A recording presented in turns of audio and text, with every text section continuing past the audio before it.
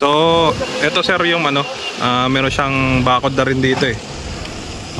Tapos yung property ito, pamula dito hanggang doon. Hanggang doon. Malaki ang frontage po nito sir. Ang estimate nito nasa 110 no sir. No? Ano, bali mahigit na dalawang poste. Dalawang poste ang ano. Laki oh, ito mataas siya, mataas yung ano niya eh, elevated yung lupa. Kaso lang to sir kasi wala nga lang tong mga tanim. Pero merong ilan, kaya lang mga mangga, santol, yan lang. Yun lang. Merong ilang rambutan, yan. Oo.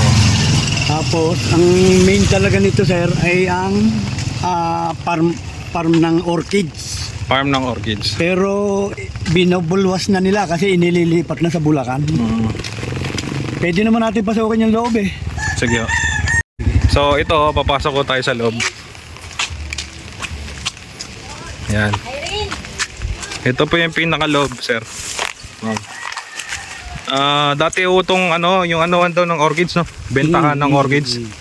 Ayun, nandiyan makikita naman natin yung mga orchids pa nila. Kasi dati ito may mga net. May mga net dati, no? Oo, inalis na nila. Pero so ayan, hindi na sila nagtanim ng mga orchids dito. Nakikita nyo, nakasemento naman yung ano eh. Ayan. May malaking bahay doon, no? Hindi, ano yan, parang ano yan, yung Salvatorians yan eh. Ano ba yun, Salvatore? Yung parang ano parang simbahan. Simbahan. Oo. Nasemento na pala nila, oh. Oh, Ito, bawat inalis. gilid. Yung mga tanim nila nakuha na, ayan. Oo. Dati puno ng tanim to Puno ng tanim. na mga orchids. Eh ngayon, Ayan, meron pa nga eh. may mga panganga. So ang total sukat po nito 1.220. 1.8 to 20.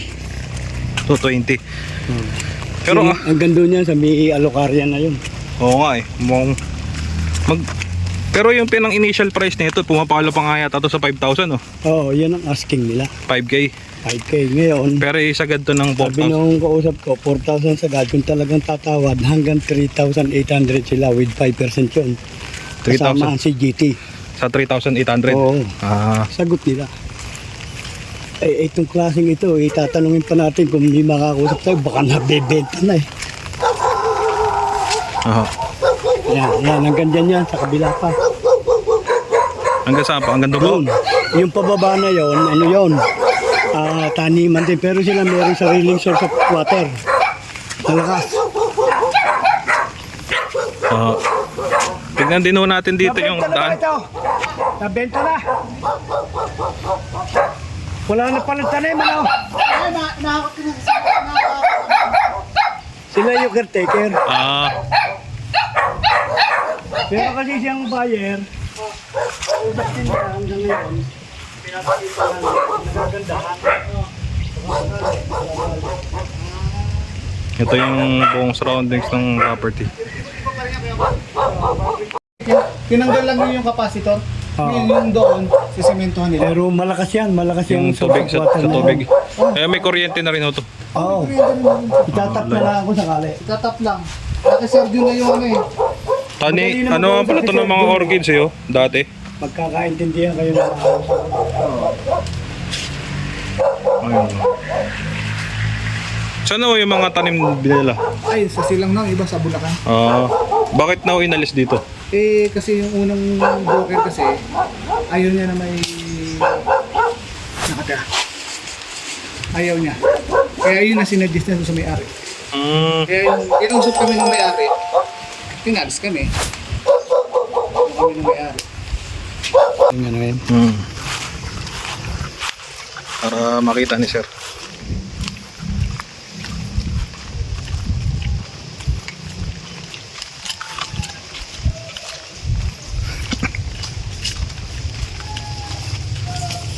Ito, mula rito sa date na ito, hanggang doon pa yun, eh. Sa may palusong na yan, yun. Yan natin. Hanggang doon sa Niyog. Hanggang sa niyog. Mahaba ito, para mas mahaba nga ito kaysa frontage mismo. Habang na frontage na ito eh. Ito, kakatapos yung sementohan to. Oo. Ito naman, sa isang linggo ko, kanina yan. Lilinisin na yan.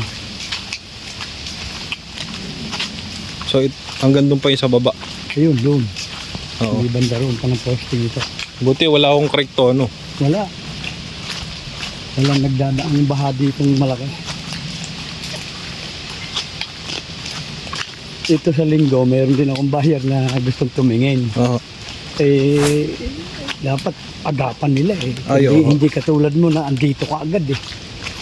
Hindi kasi talagang naghahanap po talaga kami ng ano, ng just in case lang na pansuporta doon sa ano, kasi mukhang Yan, ang Mukhang- puno ng nyog. onyog kasi just in case so na hindi magustuhan yung kabila, Oh, may option. may option sila. Yan, papunta roon. Ito ho no. May papasok pa pala diretso doon no. Ayun, papunta roon sa barangay na. Ayan, ito na ang bakod niya, papunta roon. Hanggang dito yung lendero, Oh, yan, dyan. Hanggang dito? Mga nyog na ang anyog. Tapos ito, saan pong daan to? Papuntang, Ito naman, kabilang sa Purok 6 kung tawagin. Pityo matagbak naman yan. pero may labas din ho yan. Oo, maraming... Ba maganda pala no, maganda yung access niya Ikot no. doon, papuntang Aguinaldo rin yun. Papuntang Aguinaldo rin siya no. Tapos doon, Gentry naman. Gentry sa kabila. Hmm. Sige, ibalik ko natin doon sa kabilang side para makita ni sir. Tingin ko mas mahaba ito kaysa doon eh. Parang, pero kwadrado ang kondila dyan. Kwadrado ang sukat. Kasi ang sukat niyan, bali, dito rin naman, makikita mo naman dito pag pinasa ko. Mm. 18,220. 18,220. 220.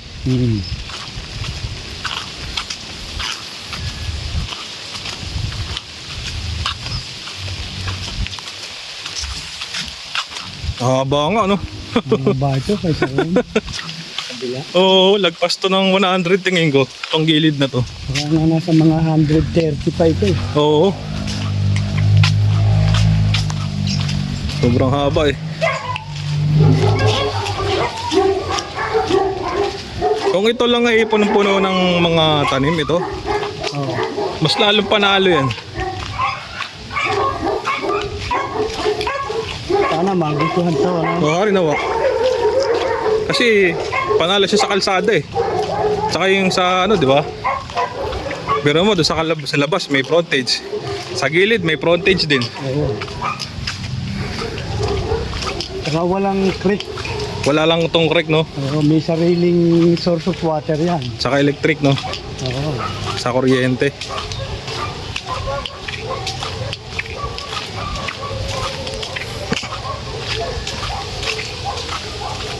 Yan ang corner lot na yan. Oo, pa corner lot siya no. Oo. Yung labas highway na din eh. Pero anong tagusuyan pag papunta ng Pagpapunta doon, Oo. pagdating mo doon sa main road, Aguinaldo, Oo, again. tapos doon naman yung Crisanto Reyes. Oo, dito sa kaliwa, sa kanan. Sa Pag kanan. diretso ka, Tagaytay yan, pwede. Dito kaliwa. Oo. Pero pag dito ka dumaan, Pag dito, papuntang Gentry yan. Oo nga. hindi dito, di ba may daan silang yan? O yun, pwede, maraming daan dito, pwede daan hanggang silang.